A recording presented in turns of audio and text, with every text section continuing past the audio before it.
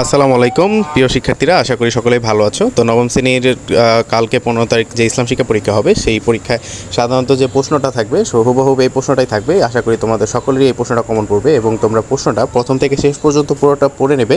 এবং এই প্রশ্নের মধ্যে তোমাদের 4টা কাজ থাকবে: কাজ 1, কাজ 2, কাজ 3 এবং কাজ 4। এবং এই কাজের মধ্যে তোমাদের একক কাজ এবং দলগত যে কাজগুলো আছে, এই ইসলাম শিক্ষার এই কাজগুলো তোমাদের ভালোভাবে সম্পূর্ণ করতে হবে।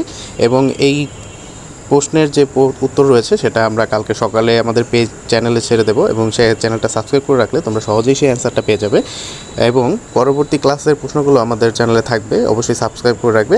এবং প্রশ্নের যে আগে তোমরা প্রথমেই পুরো প্রশ্নটা ভালো করে পড়বে এবং তারপর প্রশ্নের মধ্যে কী বলেছে সেই অনুযায়ী পড়াশোনা করবে। আশা করি তোমাদের পরীক্ষা ভালো হবে এবং তোমরা পড়তে থাকো, তোমাদের পরীক্ষা ভালো হবে এবং আশা করি একটা রেজাল্টও ভালো হবে।